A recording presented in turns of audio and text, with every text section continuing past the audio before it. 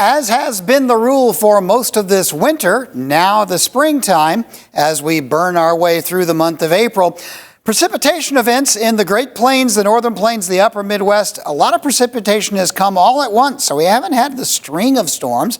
Just when storms happen, they've been quite prolific.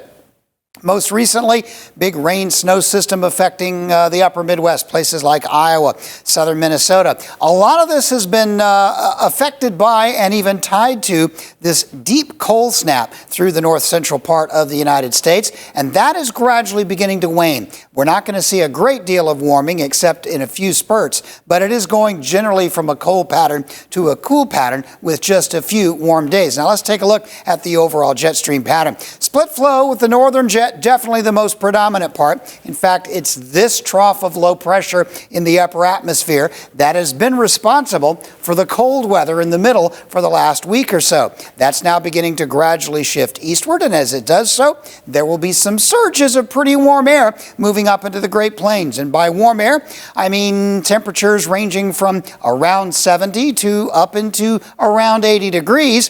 The hot stuff is where it's really hot, the bright red. We're not going to see a lot of that except down in Texas. But it will be fairly warm for a while as the chilly weather rolls on to the east. Now, as we get toward the end of the week, there's going to be a little bit of a flattening of things and probably a revisitation of some cooler weather into much of the north and the Great Lakes area. Not as cold as we've been experiencing, but it will cool down a bit for the weekend. And then as we move ahead into the last week of last week of April and the start of May, things will start retreating once again, and that warm air will surge north. I don't see a lot of really warm weather, though, into North Dakota, South Dakota, Minnesota. There'll be a warm day here and there, but it'll be sort of on the cusp of being warm, like about 70 degrees. I don't think we're going to see a lot of the really hot stuff coming north. And the Great Lakes area in the northeast will remain fairly cool as this trough of low pressure will take up residence there. And with that in mind, the wettest part of the country is going to be the south central and the southeast, from Kansas and Oklahoma east to the southeastern states. This week, not very wet at all, north of about Iowa.